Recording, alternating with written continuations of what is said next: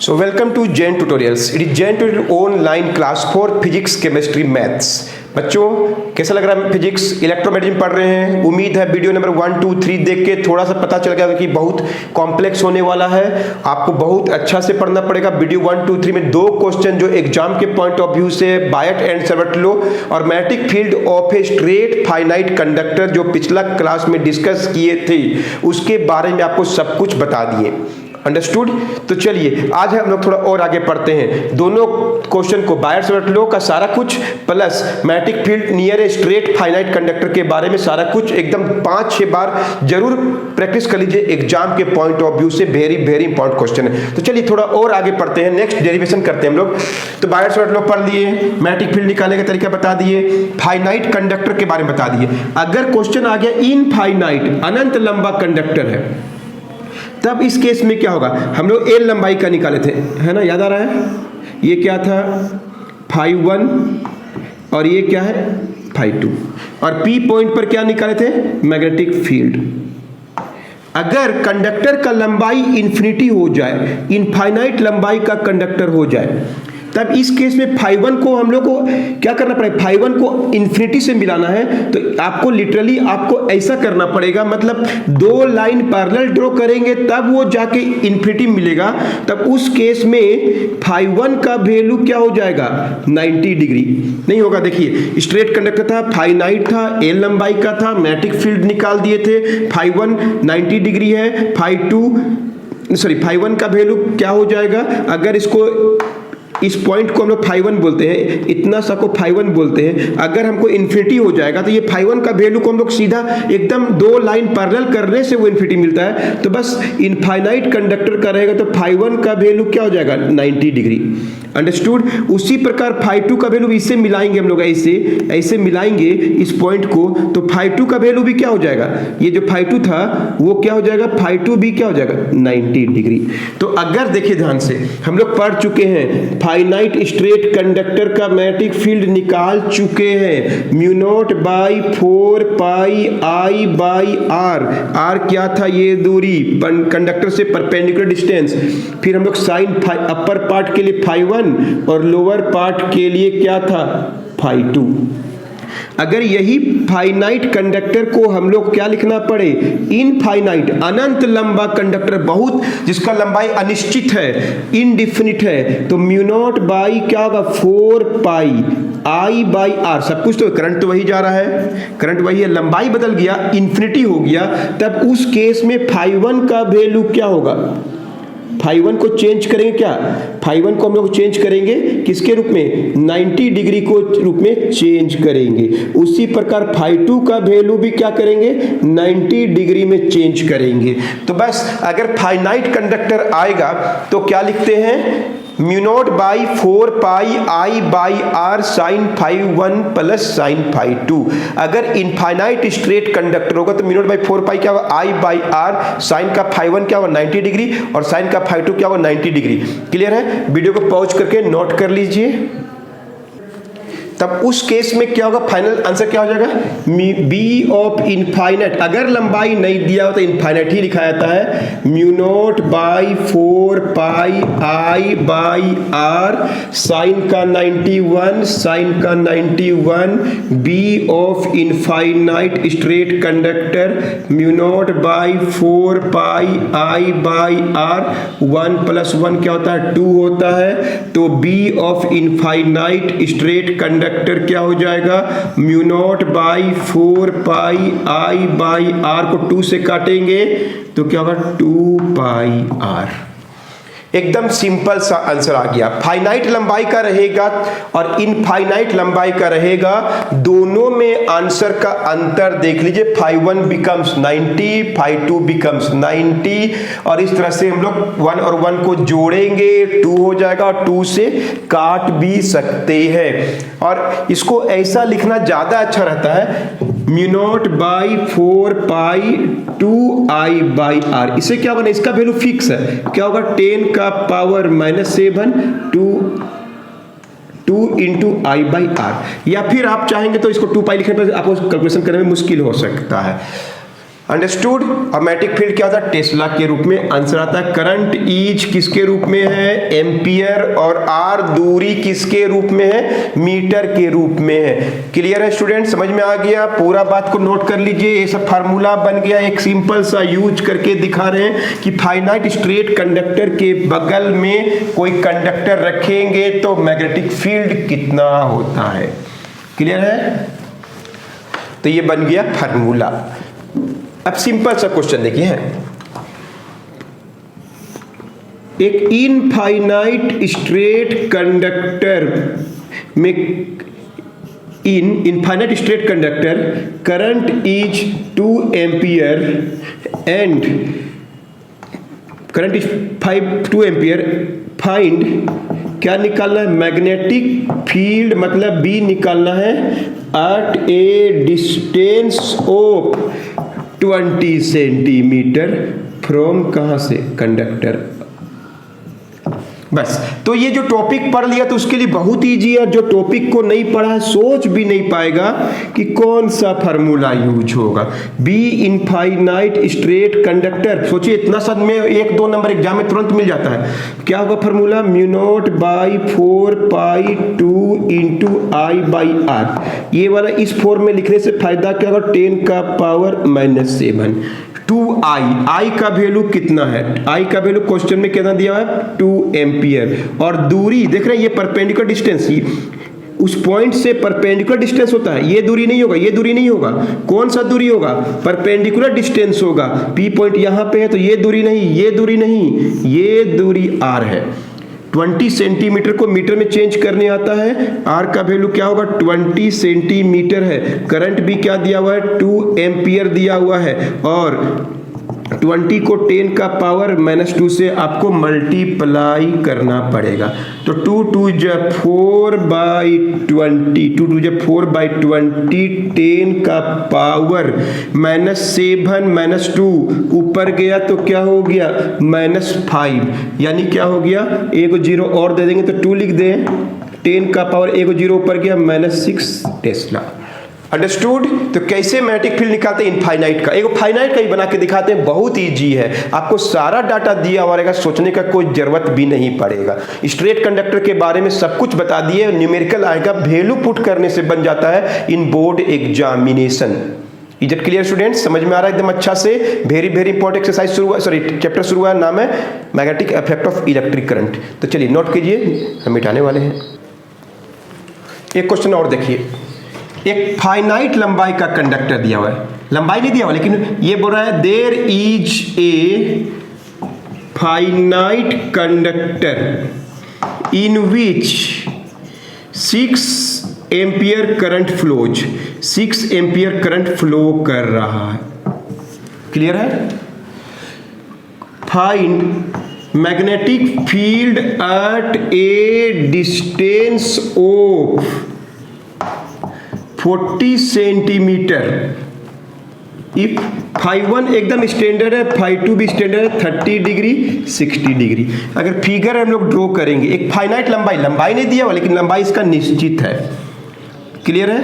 और एक एंगल बन रहा है 30 डिग्री और एक एंगल 60 डिग्री बन रहा है। पी पॉइंट पर मैग्नेटिक फील्ड कितना होगा? बस फार्मूला जानना है। 12th क्लास का बोर्ड एग्जाम में अगर आप फार्मूला एकदम अच्छा से जान रहे हैं, फाइनाइट का क्या होता है बता दिए।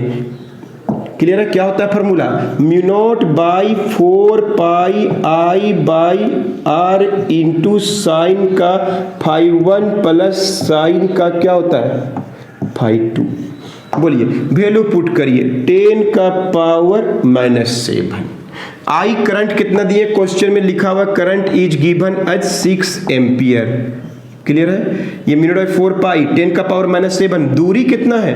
40 सेंटीमीटर है। परपेंडिकुलर डिस्टेंस होता है ना? ये दूरी कितना है? 40 सेंटीमीटर है। मीटर में चेंज कर दिए।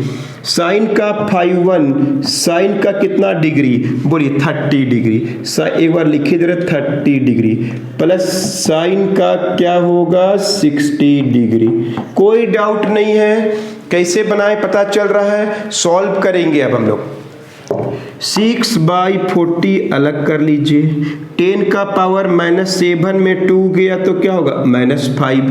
क्लियर है। साइन का 30 कितना होगा 1/2, साइन का 60 कितना होता है √3/2। Is that clear? समझ आ गया था दूर?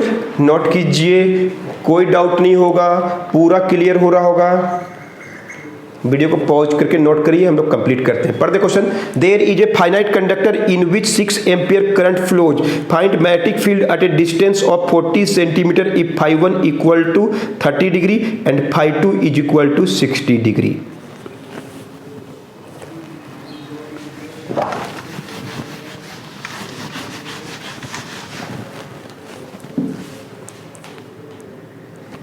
तो बोलिए क्या आंसर आएगा फाइनल? 6/40 10 टू पावर -5 1/2 को 0.50 √3 का वैल्यू होता है 1.73 और 2 से डिवाइड करेंगे तो ऑलमोस्ट 0.87 आता है, लिख सकते हैं।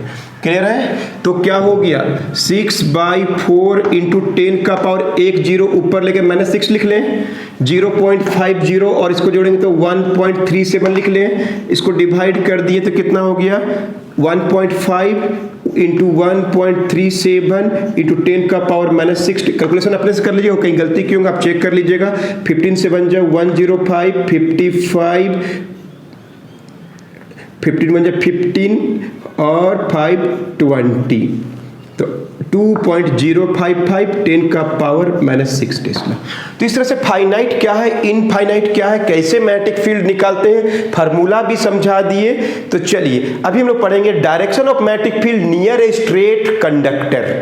मैग्नेटिक फील्ड का डायरेक्शन कौन बताएगा? एकदम अच्छा से 2-3 रूल है, उनको हम समझाने वाले हैं। तो इस तरह से बायट-सावर्त को यूज करके मैग्नेटिक फील्ड निकाल सकते हैं और मैग्नेटिक फील्ड का डायरेक्शन भी खोजेंगे हम लोग। नोट कीजिए। तो चलिए अब नेक्स्ट टॉपिक है डायरेक्शन ऑफ मैग्नेटिक फील्ड या मैग्नेटिक लाइंस ऑफ फोर्सेस। यहाँ पे नियर ए स्ट्रेट कंडक्टर, कोई स्ट्रेट कंडक्टर के लिए बहुत सा रूल है, एक एक तो याद रखिए, सब में सेम आंसर आता है, एग्जाम में आता भी है। तो देखिए क्या करते हैं, अगर कोई स्ट्रेट कंडक्टर में करंट मान लीजिए ऊपर की ओर ऐसे फ्लो कर रहा है, ठीक है, राइट हैंड को देखिए, ये अगर ये pen, if this pen is current carrying conductor और करंट ऊपर जा रहा है, करंट ऊपर की ओर जा रहा है, मान लीजिए ये थंब क्या बता रहा है, अगर थंब आपको ध्यान से देखिए, ये थंब अगर आपको क्या बता रहा है, मैं करंट का डायरेक्शन, क्लियर है, ऐसे पकड़ लीजिए, राइट हैंड से इसको ग्रास्प कर लीजिए, तो मेरा ये जो फिंगर्स जो कर्ल बना रहा है, मोड़ दिख रहा है आपको, मोड़ दिख रहा है, तो ये जो मैग्नेटिक फील्ड बताएगा वो कौन बताएगा, ये चारों फिंगर जो है, ये चारों फिंगर दिख रहा है, 1 2 3 4, ये फिंगर्स जो है, ये जो फिंगर्स है वो क्या बताएगा, डायरेक्शन ऑफ मैग्नेटिक फील्ड या मैग्नेटिक लाइंस ऑफ फोर्स। कैसा डायरेक्शन में है, एंटी क्लॉकवाइज डायरेक्शन में है। ध्यान से देखिए, फिर से आप अपने हाथ में पकड़िए, अभी तुरंत ऐसा करिए। मैग्नेटिक, अगर कोई करंट कैरिंग कंडक्टर के नजदीक में मैग्नेटिक फील्ड बन रहा है, कितना बनता है, तो बायट-सावर्त लॉ से बना लिए। ये बहुत इंपॉर्टेंट टॉपिक पढ़ रहे हैं, आगे बहुत ज्यादा यूज होने वाला है कि उस पॉइंट पर मैग्नेटिक फील्ड जो बन रहा है उसका डायरेक्शन क्या होगा। मैग्नेटिक लाइंस ऑफ फोर्स जैसे होता है इलेक्ट्रिक लाइंस ऑफ फोर्स, वैसे तो मैग्नेटिक लाइंस ऑफ फोर्स का डायरेक्शन क्या होगा। तो इस पेन को समझ लीजिए, क्या ये करंट कैरिंग कंडक्टर है, इसको इमेजिन करिए कि इस तरह से पकड़िए, ये देख रहे हैं, ये थंब बता रहा है करंट का डायरेक्शन, थंब बता रहा है करंट का डायरेक्शन। जो हम लोग का थंब है, थंब जो अंगुली का जो थंब है, ये थंब, अब बुक से हम अच्छा से फिगर नहीं बना पा रहे हैं, सो हंसिएगा नहीं, अपने से बुक से देख के बनाइए, मिल जाएगा, कभी भी इंटरनेट में चेक करिए, मिल जाएगा। तो थंब जो हम लोग का, ये जो थंब है वो बता रहा है करंट का डायरेक्शन। तो ये अंगुली जो पकड़े हैं, देखिए गौर से देखिए कैसा डायरेक्शन है, घड़ी का उल्टा दिशा में, एंटी क्लॉकवाइज डायरेक्शन में करंट का डायरेक्शन होगा। बस इसको याद रखिए हमेशा। नीचे करिएगा तो देखिए उल्टा हो जाएगा, नीचे करिए, करंट का डायरेक्शन को नीचे करिएगा तो ये थंब का डायरेक्शन उल्टा हो गया, करंट नीचे की ओर जा रहा है, तो क्या होगा, ये करंट का डायरेक्शन कौन बताएगा, देखिए यहाँ पे ये क्लॉकवाइज डायरेक्शन में हो जाएगा। जो भी हो एक ही तरीका से याद रखिए। तो देखिए कैसे आंसर लिखते हैं, और एग्जाम में आता है, if a current carrying conductor है कि नहीं, स्ट्रेट होना चाहिए, इज ग्रास्प्ड, मतलब पकड़ के रखना, ग्रास्प करके रखना, ग्रास्प्ड पकड़ना, अच्छा से पकड़ना बोलते हैं ग्रास्प्ड। इन किसमें, राइट हैंड में, राइट हैंड में ग्रास्प करते हैं। एंड थंब जो है, अंगूठा जो है पॉइंट करता है, points direction of current, current का दिशा में बता रहा है। मान लीजिए कि ये ऊपर की तरफ ऐसा पकड़े, ऊपर की तरफ थंब बता रहा है, मतलब ऊपर जा रहा है current.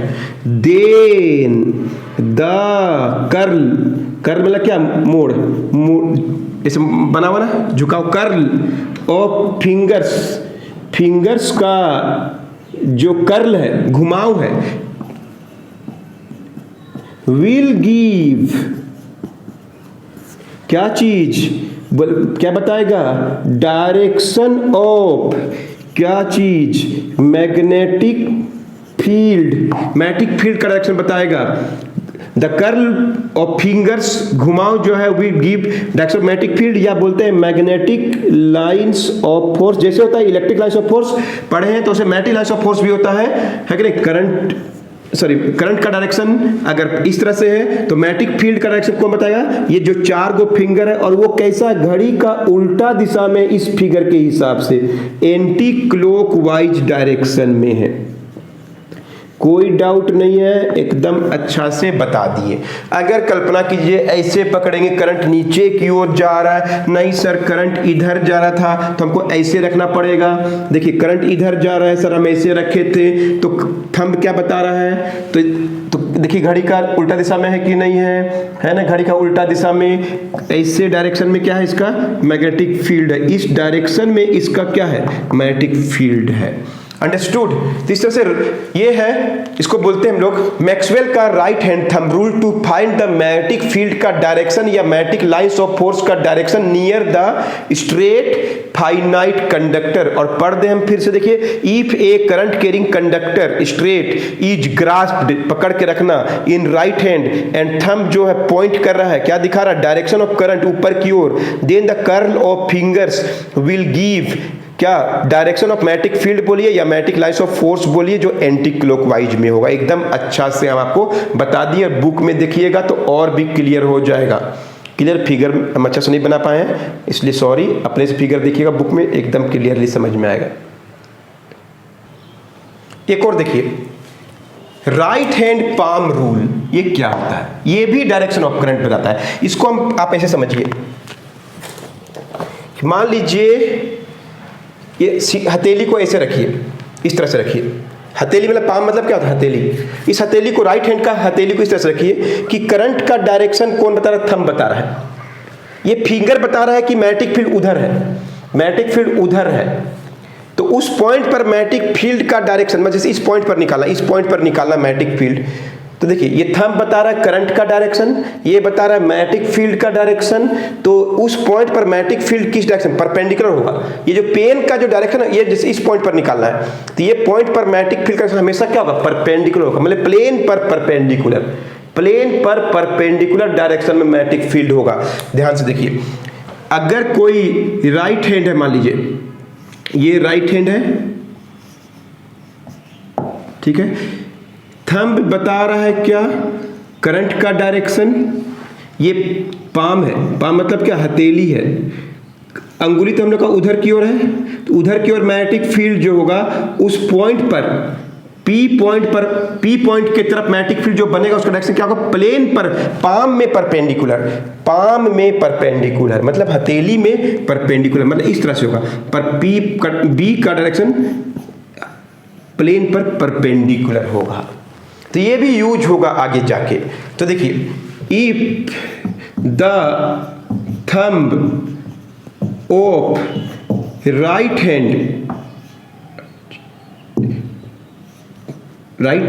Hand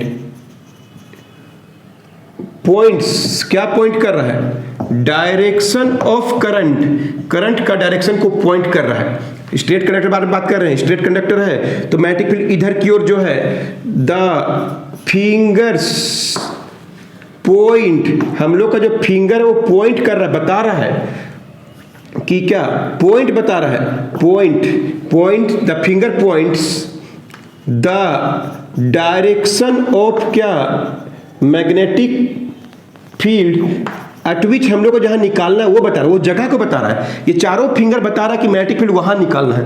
eight which the magnetic field is to be determined, बता रहा है कि हम लोग को मैग्नेटिक फील्ड वहां निकालना है जहां पे हम लोग को फाउंड करना, डिटरमाइंड करना है। देन पॉइंट पी को बता रहा है, वो पॉइंट पी को बता रहा है कि मैग्नेटिक फील्ड वहां निकालना है। स्ट्रेट कंडक्टर है, करंट उधर जा रहा है, मैग्नेटिक फील्ड हम लोग को उस पॉइंट पर निकालना है। Then direction of magnetic field at P is on perpendicular to the plane of क्या पाम पर परपेंडिकुलर, मतलब हथेली पर क्या होगा, परपेंडिकुलर होगा।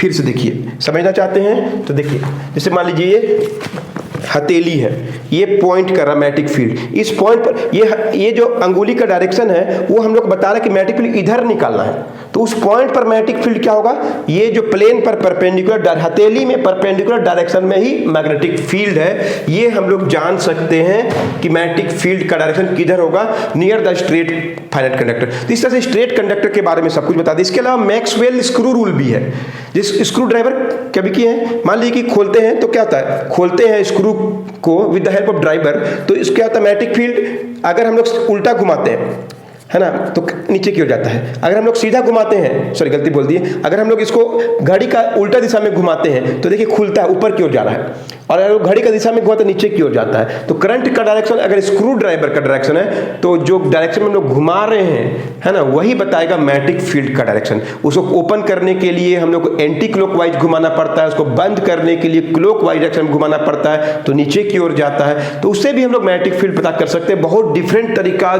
तरीका या वेज है to find the direction of magnetic field. कोई भी एक ठो याद रखिए, एकदम कभी भी अप्लाई करने में डायरेक्ट आपको दिक्कत नहीं होगा। हमेशा थंब को बताइए मैग्नेटिक फील्ड का डायरेक्शन, सॉरी करंट का डायरेक्शन, तो मैग्नेटिक फील्ड का डायरेक्शन हमेशा फिंगर बताएगा। आप देख लीजिएगा, क्लॉक है कि एंटी क्लॉक, ऊपर की ओर हमेशा एंटी क्लॉक, नीचे करिएगा क्लॉकवाइज। तो चलिए आज के वीडियो में इतना ही बताते हैं, आपको मिलते हैं नेक्स्ट वीडियो में।